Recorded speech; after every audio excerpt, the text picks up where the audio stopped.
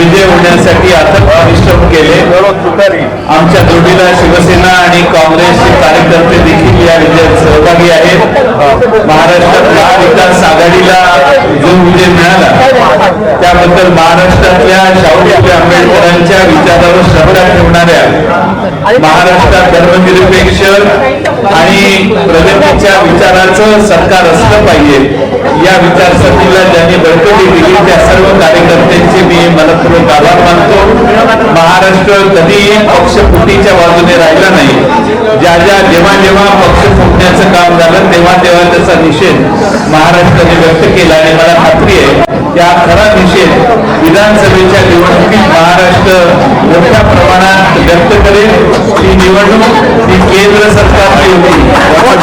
केंद्र सरकारच्या या निवडणुकीमध्ये देशामध्ये जे चित्र होतं त्यामध्ये काही महत्वाचे मुद्दे हे सत्तारूढ पक्षाच्या विरोधात गेले, ज्याला महाराष्ट्राने अधिक चांगला प्रतिसाद दिला आणि म्हणून आम्हाला सगळ्यांना खात्री आहे की लोकसभेत जसं मतदान महाराष्ट्रातल्या जनतेनं महाविकास आघाडीच्या बाजूने आदरणीय शरद पवार साहेब, उद्धवजी ठाकरे आणि राहुल गांधी यांच्या बाजूने केलं, त्याचबरोबर आमचे दोन्ही कम्युनिस्ट पक्ष, समाजवादी पक्ष, शेतकरी कामगार पक्ष हे सगळे आमचे जे इतर मित्र पक्ष होते त्यांनी देखील महत्वाची भूमिका बजावली आणि महाराष्ट्राचा विजय खेचून आणला।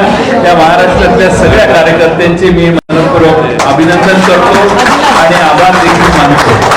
मला खात्री आहे की या ठिकाणी रिपब्लिकन पार्टी ऑफ इंडियाचे काही गट देखील आमच्या बरोबर कार्यरत होते, त्याबद्दल देखील त्यांचे सगळ्यांचे आभार मानले पाहिजेत। अनेक अशा संघटना आहेत की ज्यांनी महाराष्ट्रात जनजागृती केली, विशेषतः डॉक्टर विशंबर चौधरी यांनी महाराष्ट्रभर फिरून जनतेच्या समोर काही महत्वाचे मुद्दे आणण्याचं काम केलं। ॲडव्होकेट सरोदेंनी देखील काम केलं, आमचे निखिल वागळेंनी देखील काम केलं। म्हणजे महाराष्ट्रामध्ये पुन्हा जनजागृती करण्याचं काम या सगळ्याच महाराष्ट्रातल्या वेगळ्या क्षेत्रात काम करणाऱ्या धुरीणांनी केलं। ते राजकारणात नाहीये, राजकारणाशी संबंध नाही, पण देशाचं भलं व्हावं आणि देशात महात्मा गांधींचा विचार पुढे गेला पाहिजे हा आग्रह करणाऱ्या सगळ्यांनी याच्यात परिश्रम घेतले। त्या सर्व घटकांचे देखील मी मनपूर्वक आभार मानतो। खरं म्हणजे महाराष्ट्राने सूर्याजी पिसाळ या व्यक्तिमत्वाचं कधी समर्थन केलं नाही आणि त्यामुळं महाराष्ट्रभर आज शिवसेना असो किंवा राष्ट्रवादी काँग्रेस असो किंवा कुठलाही पक्ष फुटला तरी त्यातनं पक्षातून बाहेर गेलेल्यांचं समर्थन करायचं नाही, ही मानसिकता महाराष्ट्राची आहे आणि म्हणून महाराष्ट्र शाहू फुले आंबेडकरांचाच होता आणि या निवडणुकीत पुन्हा एकदा शाहू फुले आंबेडकरांचाच विचार पुन्हा एकदा महाराष्ट्रात विजयी झालाय। कोल्हापूरचे छत्रपती श्रीमंत शाहू महाराज यांचा विजय आणि त्यांनी घेतलेली उमेदवारी ही महाराष्ट्रालाही संदेश देणारी होती की शाहू फुले आंबेडकरांचा महाराष्ट्र आहे आणि तो महाराष्ट्रच त्यांचाच राहील, त्या विचाराचा राहील। आज आदरणीय पवार साहेबांनी महाराष्ट्रभर प्रचंड सभा घेतल्या, याही वयात महाराष्ट्रभर फिरत होते, रात्रंदिवस त्यांनी परिश्रम घेतले। जवळपास 3 ते 4 सभा एकेका दिवशी आणि काही दिवशी तर 5 ते 6 सभा त्यांनी केल्या आणि अथक परिश्रम पवार साहेबांनी केल्यामुळं महाराष्ट्र हा जागृत ठेवण्याचं आणि महाराष्ट्रातल्या आमच्या दुसऱ्या तिसऱ्या फळीतल्या कार्यकर्त्यांना प्रोत्साहन देण्याचं काम पवार साहेबांच्या सभांनी केलं। महाराष्ट्रात 10 उमेदवार राष्ट्रवादी काँग्रेसने उभे केलेले, त्यातल्या 7 उमेदवार जवळपास आता विजयी झालेले आहेत असं दिसतं आणि त्यामुळं एक चांगला स्ट्राईक रेट राष्ट्रवादी काँग्रेसनं सिद्ध केलेला आहे। आमचे 2 उमेदवार बीड असेल किंवा सातारा असेल हा आमचा अनपेक्षित घसरता पराभव आहे आणि त्यामुळं मला वाटतं बीडची मतमोजणी अजून चालू आहे, पण आम्ही तिथं कमी पडलोय। आता शेवटच्या फेऱ्यांमध्ये किती कव्हर होतोय मला माहीत नाही, त्यामुळं अन्यथा महाराष्ट्रातल्या 7 ठिकाणी अतिशय उत्तम विजय मिळवलाय। सुप्रियाताई सुळे या इथं आज स्वतःहून आलेल्या आहेत। सुप्रियाताईंचा विजय हा महाराष्ट्रातलाच नाही तर देशातल्या चर्चेचा विषय झालेला होता आणि प्रत्येक जण महाराष्ट्रातल्या 47 जागांवर फार चौकशी करत नव्हतं, पण बारामतीच्या 48 जागा काय होणार याची चर्चा देशभर चाललेली होती. देशाच्या बाहेरच्या लोकांनाही काळजी होती की बारामतीत काय होणार. आणि मला अतिशय अभिमान आहे की सुप्रियाताईंचा विजय हा जवळपास 1,53,000 मतांनी विजयी झाला. असा गवगवीत आणि मोठा विजय इतकी प्रतिकूल परिस्थिती असताना सुप्रियाताईंनी मिळवून दाखवला. याचं श्रेय मी सुप्रियाताईंच्या जनसंपर्काला देईन. पूर्ण वेळ एक खासदार स्वतःच्या मतदारसंघात किती देऊ शकतो आणि तेवढाच 100% हजेरी लोकसभेत कशी दाखवू शकतो याचा एक आदर्श सुप्रियाताईंनी घालून दिलेला आहे. सुप्रियाताई या म्हणूनच संसद रत्न वारंवार होतात. त्यांच्या संसद रत्न होण्याच्या बद्दल टीका झाली, पण संसद रत्न काय असतो हे बारामतीच्या लोकसभेच्या मतदारांनी आज देशाला पुन्हा एकदा दाखवून दिले. आमचे दोन्ही संसद रत्न सुप्रियाताई सुळे आणि डॉक्टर अमोल कोल्हे हे मोठ्या विजयानं आज विजयी होत आहेत, फरकाने विजयी होत आहेत.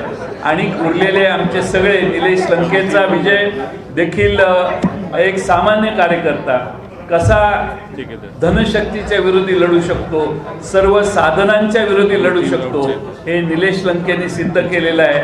त्यामुळं पैसा फार महत्त्वाचा नसतो, प्रतिमा महत्त्वाची असते आणि लोकांच्यात मिसळणं जास्त महत्त्वाचं असतं. त्या निलेश लंकेंचंही अभिनंदन.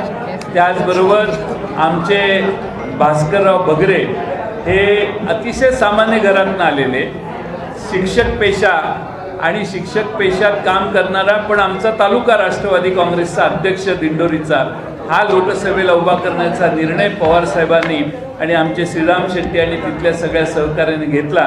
त्यांनाही विजयी करण्याचं काम त्या भागातल्या जनतेनं करून दाखवलेलं आहे. त्यामुळं भास्कर बगरेही अतिशय चांगल्या मताने विजयी झाले. बाळ्यामामा म्हात्रे हे आमचे भिवंडीचे उमेदवार, त्यांच्यासाठी थोडंसं आम्हाला जागा मिळवणं अवघड झालं, पण जागा जिंकणं सोपं झालं. कारण बाळ्यामामा म्हात्रे हे प्रचंड ताकदीनं त्या ठिकाणी त्यांनी प्रचार केला, काम केलं. आणि त्यामुळं मला खात्री आहे की आमचे माळशिरस म्हणजे माढा लोकसभा मतदारसंघाचे धैर्यशील मोहिते पाटील हे सगळंच घर पूर्वीपासून पवारसाहेबांना मानणारं होतं. पवारसाहेबांच्या श्रद्धा होती. 5 वर्षापूर्वी काही गैरसमजामुळं आमच्यापासून विजयसिंह मोहिते पाटील साहेबांच्या बरोबरचे काही लोक थोडेसे बाजूला गेलेले, पण 5 वर्षात पवारसाहेबांचं संघटन कौशल्य एवढं महत्त्वाचं आहे की पवारसाहेबांनी पुन्हा त्यांना आपल्याबरोबर घेतलं. विजयदादा मोहिते यांनी पवारसाहेबांना साथ देण्याचा निर्णय घेतला. महाराष्ट्राचं चित्र बदलायला त्याची एक मोठी मदत झाली आणि आज धैर्यशील मोहिते पाटीलही मोठ्या फरकाने विजयी झालेले आहेत. आमचे अमर काळे हे वर्ध्यातून विजयी झालेले आहेत. अमर काळे हे अतिशय कमी बोलणारे पण सगळ्या लोकांना मान्यता असणारे उमेदवार म्हणून आम्ही त्या ठिकाणी उभे केले, तेही विजयी झालेले आहेत. असे आमचे 7 उमेदवार हे चांगल्या मताने जनतेने विजयी केलेले आहेत. आम्हाला मनात सल आहे ती सातारचा पराभव आमचा निसटता पराभव आहे. कारण पवार साहेबांना मानणारे सातारा जिल्हा आहे, पण थोडीशी गहाळपणा झाला आणि आमची ती सीट आम्ही पराभूत झालो. आमची सीट तिथं पराभूत झाली. आमचे शशिकांत शिंदे पराभूत झाले. याचं दुःख आम्हा सगळ्यांना आहे. त्याचबरोबर आमचे त्याच पद्धतीनं बीडची सीट लढाई करते श्रीराम पाटील नवखे उमेदवार होते, त्यांनी रावेरला चांगली लढत दिली. असे आमचे 10 उमेदवार आज त्यांचा निर्णय होता, त्यातले 7 विजयी झाले. महाराष्ट्रातल्या त्या सगळ्याच भागातल्या जनतेचे मी मनपूर्वक आभार मानतो.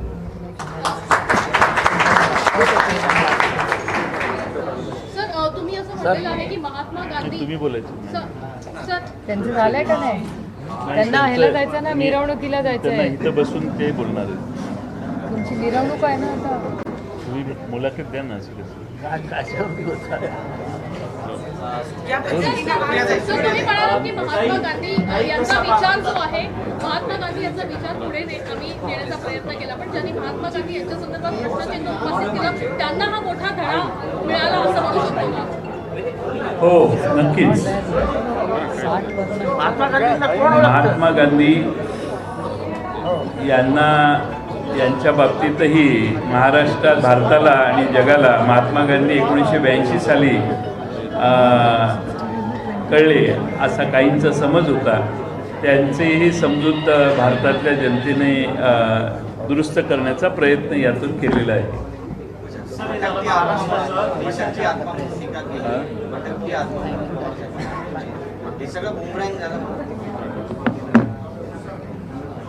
जेव्हा जेव्हा ते महाराष्ट्रात आले आणि त्यांनी काही विधानं केली त्या सगळ्यांचाच आणि देशात वेगळ्या ठिकाणी त्याचा परिपाक हा आहे. तरी एका बाजूला प्रचंड संपत्ती, पैसे प्रचंड खर्च करण्यात आले. सर्व साधनं आणि सर्व सरकारी व्यवस्था ही आमच्या विरोधात असताना जनतेने आम्हाला कौल दिलेलं आहे. आणि आपल्याला काही आकडे जर सांगितले की कुठल्या भागात किती खर्च करण्यात आलेला आहे आणि किती पैसे वाटण्याचं काम झालं, निवडणूक आयोग डोळे बंद करून बसलेला होता. आणि देशभर मला महाराष्ट्राचा अनुभव आहे, महाराष्ट्रात प्रचंड पैशाचा वापर झाला असं म्हटलं तर वावगं ठरणार नाही. आणि त्यामुळं एवढा प्रचंड वापर करून देखील महाविकास आघाडीला फार मोठे यश मिळाले.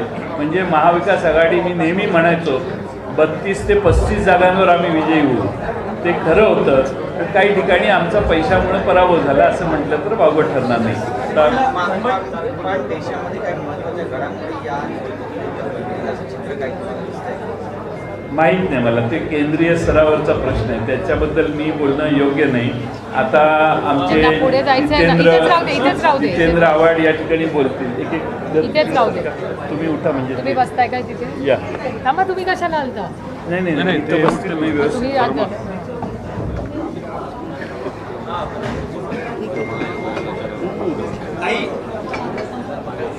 त्यांना बाळाबाबांकडे पहिला जायचंय, त्यांचं सेलिब्रेशन आहे तिकडे, त्याच्यामुळे त्यांना त्या मिरवणुकीला अर्जंटली जायचं आहे. तर ते बोलतील मग मी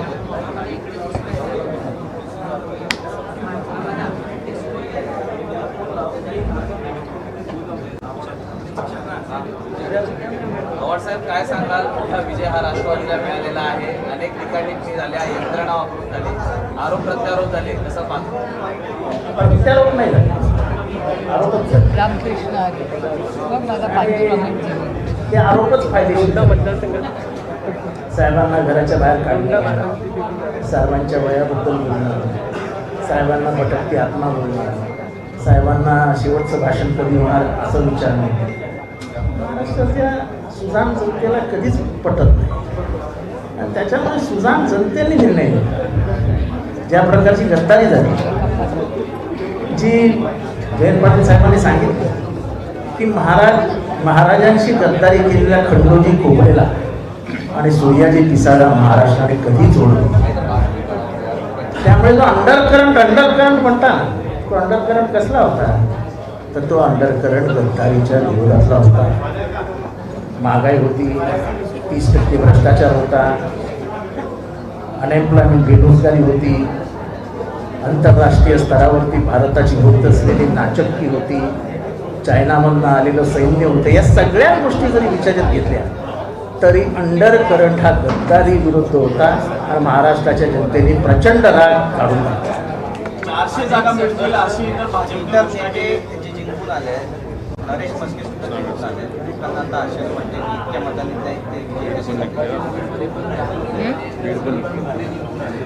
ठीक आहे ना, आता कोणी ना कोणी जिंकून येणार, त्याच्यात काय मोठं आहे.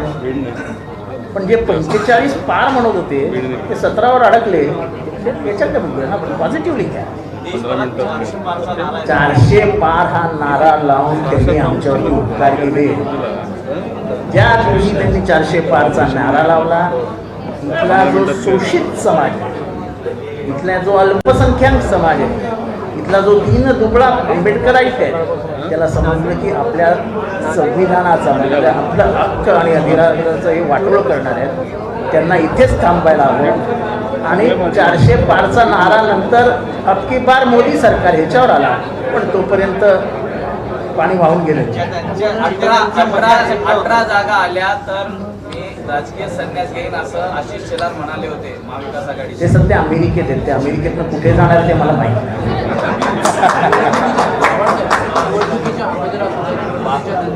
बारामतीच्या जागेवरनं अनेक जणांनी अशी उत्तरं दिली की आम्ही सुद्धा म्हणजे बंद करत होते ते पुन्हा बारामतीत दिसणार नाही तर दिसले तर होईल असं म्हटलं होतं. हे बघा कोण काय म्हटलं होतं ना त्याच्यावरती मला काही बोलायचं नाही. एकदा झाली निवडणूक झाली, सगळं संपलं. आमची ताई विजयी झाली, बस झालं. जनतेने सगळी उत्तरं देऊन टाकली.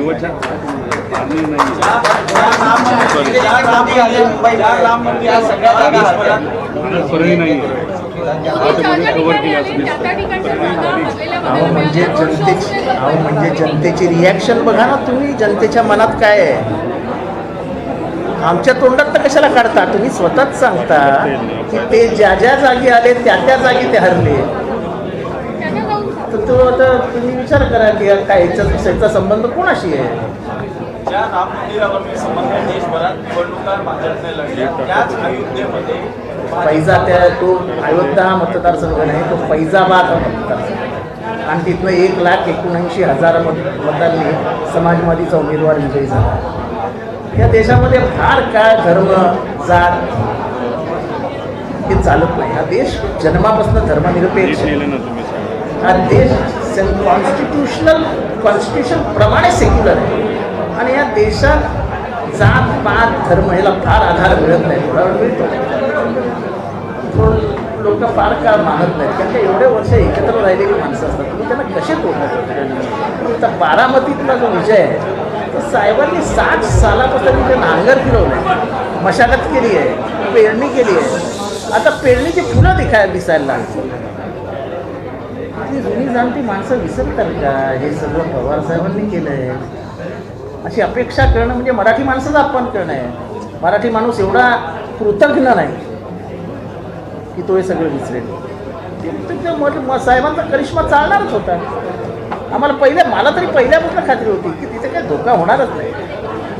मुंबईत 5-1 असं विजयाचा फरक पाहायला मिळाला होता. निवडणुका महापालिकेच्या विधानसभेच्या तोंडावर. साहेब मी मनापासून मुंबईतल्या मराठी माणसांचा आभारी आहे. मनापासून मराठी माणसं एकत्र येण्याचं काम अनेक दिवसानंतर मुंबईत झालं आणि मुंबईतल्या मराठी माणसांनी आपली ताकद दाखवली.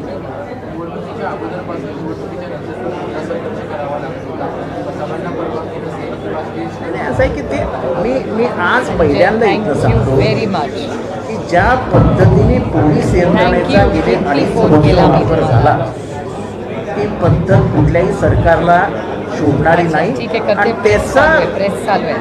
त्याचा एक थँक्यू. त्याला काय म्हणतात रिफ्लेक्शन करते. हे येतच राहणार. तुम्ही कायम ह्याला पोलिसांना याच्या मागे लाव, त्याच्या मागे लाव, त्याच्या मागे लाव. पोलीस हे काय तुमच्या घरचे जावई नाही आहेत. पोलिसी यंत्रणेचा आणि शासकीय यंत्रणेचा वापर करून तुम्हाला निवडणुका जिंकता येत नाहीत हे या जनतेने दाखवून दिलं.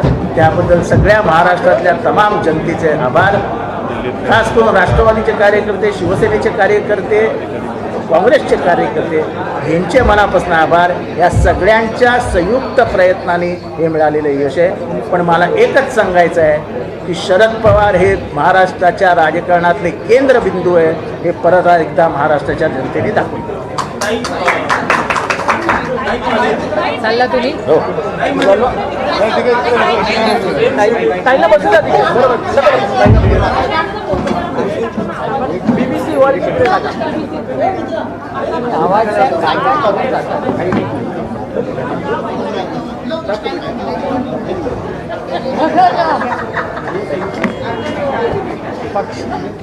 चला मराठी उरका मग हिंदी. चला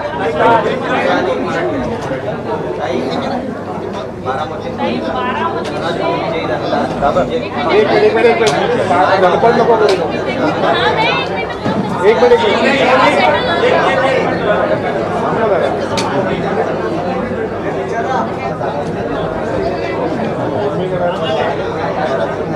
त्यांचे पण कपडे आभार करा व्यक्त तुम्ही पण लाल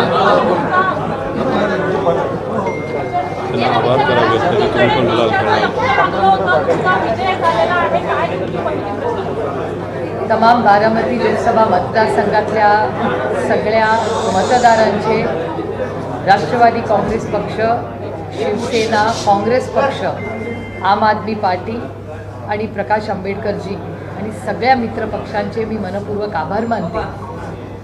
आणि खरं तर हा निर्णय जो आता हातात आला आहे, खरं तर ह्याच्यातून एकच मी म्हणेन की जबाबदारी वाढली आहे. आणि आज आमच्या ह्या गुलालामध्ये आपणही सगळे सहभागी झाला, ह्याबद्दल मनपूर्वक आभार मानते. रामकृष्ण हरी.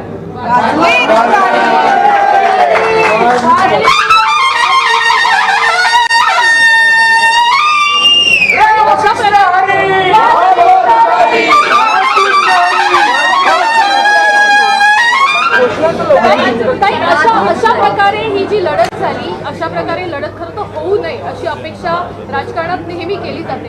पण घरी अशा पद्धतीनं दोन गट पाडून ते समोरासमोर उभे करून आज ती लढत झाली आणि त्यात तुमचा विजय झाला. माझी लढाई ही एक वैचारिक लढाई होती, जे मी सातत्याने माझ्या पूर्ण कॅम्पेनमध्ये म्हणलेले. माझी लढाई ही वैचारिक असते आणि कधीही मी वैयक्तिक टीका भारतीय जनता पक्षावरही कधी फ्लोअर ऑफ द हाऊस किंवा संसदेतही केलेली नाही, कारण का माझी वैयक्तिक कुणाचीच लढाई नाही आहे. ही एक वैचारिक लढाई आहे आणि त्याच्यामध्ये महागाई, बेरोजगारी आणि भ्रष्टाचार या ज्या पद्धतीने महाराष्ट्र आणि देशाच्या जनतेने दाखवून दिलं आहे की हे देशासमोरची सगळ्यात मोठी आव्हानं आहेत, म्हणजे महागाई, बेरोजगारी आणि भ्रष्टाचार. आणि ज्या पद्धतीने भारतीय जनता पक्षाचे खासदार हे आमच्यासमोरच बोललेले आहेत की संविधान बदलायची भाषा जी त्यांनी काढली, आणि ज्या पद्धतीने आईस म्हणजे इन्कम टॅक्स, CBI आणि EDचा जो वापर, गैरवापर, ह्या सगळ्याला मला वाटतं महाराष्ट्र आणि भारताच्या जनतेने त्याचं उत्तर दिलं. ही जी लढत होती ती पवार विरुद्ध त्या राजकारणात पहिल्यांदाच उतरल्या आहेत, पहिल्यांदाच त्या निवडणूक लढलेल्या आहेत. त्यांनी जी लढत दिली त्याबद्दल तुम्ही काय म्हणता? माझी लढाई वैयक्तिक कुणाचीच नव्हती. माझी वैयक्तिक लढाई NDAशी होती. त्याच्यामुळे कोणीतरी कॅन्डिडेट उमेदवार माझ्या विरोधात उभा राहणार तर तो NDAचा कॅन्डिडेट होता माझ्या. ताई, तुम्ही जसं म्हटलंय की भ्रष्टाचार, बेरोजगारी हे महत्त्वाचे मुद्दे होते, महागाई हे महत्त्वाचे मुद्दे होते, पण कुठेतरी मूळ सरकार जे आहे ते या मुद्द्यावरून भरकटत चाललं होतं का? वेगळ्याच मुद्द्यांकडे ही लढाई जी आहे ती नेण्याचा प्रयत्न केला गेला होता का? आता जे त्यांनी केलं ते केलं, आम्ही आमचे मुद्दे सोडले नाही. ही लढाई जी होती ती पवार विरुद्ध पवार होती. जेव्हा ही निवडणूक झाली तेव्हा सुद्धा तुम्ही अजित पवारांच्या घरी गेलेला होता तुमच्या काकींना भेटायला. आता हा विजय झाल्यानंतर तुम्ही अजित पवारांना आणि तुमच्या बहिणींना काय सांगता? मी त्यांच्या घरी नाही, मी माझ्या घरी गेले. ते पवार फॅमिलीचं घर आहे. जेवढं माझं घर आहे तेवढंच रोहितचं आहे, तेवढंच रेवतीचं आहे. आमच्या सगळ्यांचं फॅमिलीचं घर आहे, ते वैयक्तिक कोणाचंच घर नाही. तुम्ही काय आणि माझ्या काकी राहतात, त्याच्यामुळे माझ्या काकींचं घर आहे. तुम्ही काय सांगाल आता अजित पवारांना आणि सुनेत्रांना? माझ्यापेक्षा दोघं वयाने खूप मोठे आहेत, वयाने पण मोठे आहेत आणि नात्यानेही मोठे आहेत. तुम्हाला वाटतं की नात्यांचा वापर या राजकारणामध्ये काही अदृश्य शक्तीने करण्याचा प्रयत्न केला?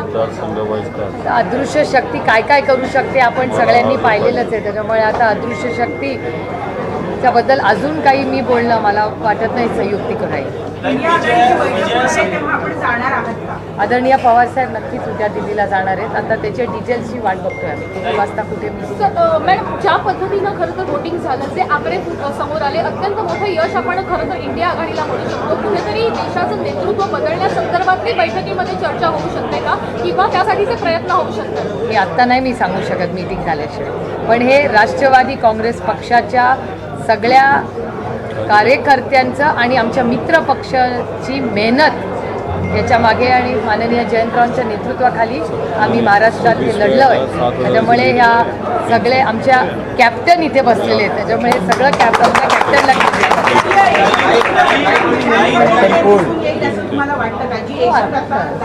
कालही होती, आजही आणि उद्याही राहील.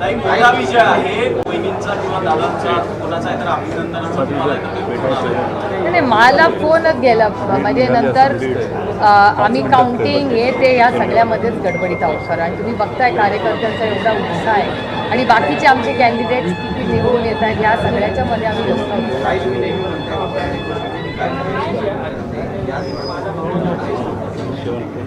श्रमलेल्या बापासाठी लेक नारळाचं पाणी, लढणाऱ्या लेकीसाठी बाप बुलंद कहाणी. पोलीस कार्यालयाच्या बाहेर बॅनर लागले होते 10 पैकी 7 हा कॅप्टनला विचारा. हिंदी करू का? झालं मराठी हिंदी में ताई हिंदी में तो इथे पीठ ताई घालू नको. हिंदी में बता दीजिए कि आज जीत पर आपका पहला रिएक्शन पूरे देश की नजर आपकी कॉन्स्टिट्यूएंसी में थी, उस जीत पर आपका रिएक्शन डबल रिएक्शन आपका नहीं, ये तो पूरा क्रेडिट महाविकास आघाड़ी और हमारे जो मित्र पक्ष है और तमाम कार्यकर्ता जिन्होंने मेहनत की उनको जाता है. सर नहीं, एक सवाल ये है कि पवार वर्सेस पवार करने की कोशिश की गई. उस वक्त आपने कहा कि ये सब बीजेपी कर रही है, इसके पीछे बीजेपी है. अब खुद बीजेपी जो है इस वक्त 240-45 के आसपास है, उनके पास भी वो फिगर नहीं जहाँ वो अकेले के दम में सरकार बनाए. तो बीजेपी हमेशा प्रेशराइज करती रही. क्या अब लगता है कि परिवार पास आ सकते हैं, अब वो दूरियां जो शायद बीजेपी के प्रेशर की वजह से बनी वो कम हो सकती है? एक तो ये लड़ाई वैचारिक थी, ये हमारी कोई फैमिली की लड़ाई नहीं थी. और मेरे ख्याल से कल इंडिया की मीटिंग है कल दिल्ली में, तो तब बहुत सारे और कल तक सारे रिजल्ट्स आ जाएंगे. उसके बाद हम सब इंडिया आघाड़ी की मीटिंग में जो चर्चा होगी उसके बाद ही इसके बारे में मैं कुछ बोल पाऊँगी. अजित पवार को आप क्या कहना चाहेंगी? जब प्रचार चला तो जिस तरीके की उन्होंने भाषा का इस्तेमाल किया, जिसका कंटेंट उनके भाषण का रहा, वो आपके लिए दुख देने वाला रहा होगा कि इतने स्तर पर तो जाने की ज़रूरत नहीं है. मेरे ख्याल से मुझ पे जो संस्कार हुए अपने उम्र से और ओहदे से बड़े, उनके बारे में कभी कुछ कहना नहीं चाहिए. इसके अलावा ये है कि हम अगर राष्ट्रीय स्तर पर देखें तो उमर अब्दुल्ला हारते हुए हमें नज़र आते हैं. कन्हैया कुमार जो हैं वो दिल्ली से बहुत तगड़ा टक्कर दे रहे थे, वो नहीं जा पाए. आपकी स्थिति इतनी अच्छी नहीं रही दिल्ली में. ये जो पूरा अलायंस जो है अच्छा कर रहा है, लेकिन कई जगहों पे उनको जो कहे कि बहुत अच्छी कोशिश होनी चाहिए शायद होती हुई नज़र नहीं है. नहीं, अभी कल जब इंडिया की मीटिंग होगी उस पर हर सीट पे चर्चा होगी. और कहाँ कहीं भी अभी देखिए, आप भूल रहे हैं कि यूपी में कितना बड़ा अच्छा किया है. तो अखिलेश जी और राहुल जी ने जो काम, और प्रियंका जी का बहुत बड़ा कंट्रीब्यूशन था इसमें. तो मैं अखिलेश जी और राहुल जी और प्रियंका जी ने जो यूपी में जादू किया है, ये बहुत अच्छा काम सब ने मिलके किया है. तो मैं उन तीनों का बहुत और उनके सारे कार्यकर्ताओं का अभिनंदन करती हूँ. लगता है नीतीश कुमार और बाकी के अलायंस जो दूर चले गए थे वो पास आ जाए तो सरकार बन सकती है. गवर्नमेंट आप दे सकते हैं. पूरा रिजल्ट जब तक ना आए और कल की इंडिया की मीटिंग जब तक ना हो तो कुछ बोल नहीं सकते. इंडिया की बहुत जल्दबाजी होगी बोलना. ये भी चर्चाएं चल रही हैं कि बिहार के पूर्व मुख्यमंत्री के लिए भी उप प्रधानमंत्री का एक ऑफर दिया गया है कि मैंने तो नहीं सुना है. महाराष्ट्र के कौन से ऐसे कॉन्स्टिट्यूंसीज आपको लगता है कि जीत गए होते तो बहुत अच्छा होता? सातारा जो है आपको बहुत सातारा और रावेर दोनों में हमको बहुत दुख हुआ, क्योंकि हमारी बहुत अपेक्षा थी और हमारा कैंडिडेट भी बहुत अच्छा था. सातारा हमें बहुत दुख हुआ. रावेर में भी बहुत कोशिश की, लेकिन यश नहीं. आप अगले बार और मेहनत करेंगे. लगता है आने वाले समय में जिस तरीके से आप लगातार आईस के बारे में यानी ईडी और सीबीआई की बात कहती रही, लगता है वो पॉलिटिक्स जो चली है अब उसके खत्म होने का दौर खत्म हो जाएगी. पॉलिटिक्स होना ही चाहिए. एक सशक्त लोकशाही में, लोकतंत्र में ऐसे गलत सरकार का व्यवहार किसी की सशक्त लोकतंत्र के लिए अच्छी बात नहीं है. इसके अलावा जो हम स्थिति देख रहे हैं, खासकर जिन्होंने पार्टियां तोड़ी, पार्टियां छोड़कर अलग हुए, हम अजित पवार की बात कर रहे हैं, एकनाथ शिंदे की बात कर रहे हैं, लोगों ने उनको सबक सिखाया ऐसा आपको लगता है? मेरे ख्याल से रिजल्ट आ चुका है. हर चीज़ में टिप्पणी करना कोई ज़रूरी नहीं है. Thank you. एकीकडे अनेक यंत्रणा मोठ्या प्रमाणाच्या आहेत त्या विरोधकांना घेरून होत्या, दुसरीकडे चिन्ह बदललेलं होतं, तिसरीकडे पक्षफुटीचं एक राजकारण बघायला मिळालं. इतक्या सगळ्या गोष्टींमध्ये देखील इतकं घवघवीत यश मिळालं. जनतेने नेमका कुठला फॅक्टर बघितला? महागाई, बेरोजगारी आणि भ्रष्टाचार आणि कार्यकर्त्यांचं कौतुक की कार्यकर्त्यांनी कष्ट करून चिन्ह गाव वाडी वस्तीवर पोहोचवलं. एक शेवटचा प्रश्न विचारते ताई, एकीकडे जे आहे ते विरोधक म्हणजे आता सत्ताधारी अशा पद्धतीनं आरोप करत आहेत की महाविकास आघाडीच्या यशाला एम फॅक्टर जास्त महत्त्वपूर्ण ठरला आणि पाकिस्तानातून काही फतवे निघाले म्हणून त्यांना यश मिळालं असा आरोप केला जातो. मला नाही माहिती बाबा काय आहे. ताई, चुनाव में तुतारी चिन्ह नया रहा. तू बरोबर, मी कसं त्यांना सोडणार, तू बरोबर. एक आखिरी सवाल है. साहेब अभिनंदन आज नो डायटिंग पुढे मग काय ते? मग किती पेढे खाऊ? Cheat day Ramkrishna Hari. Ramkrishna Hari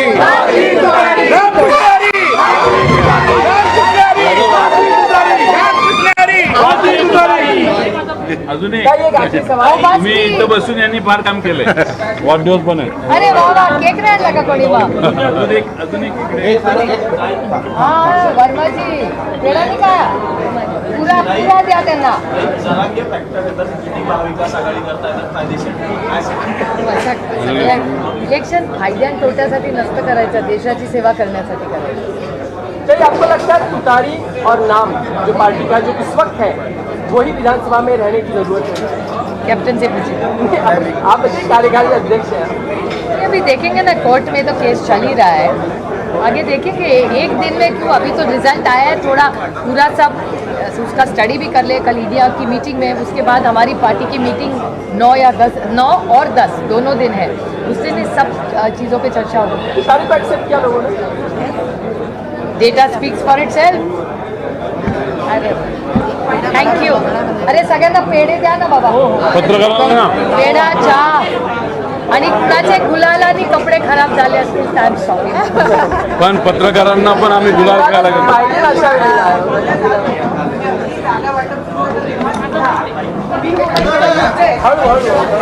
sorry तुमच्या माईक खराब झाल्या.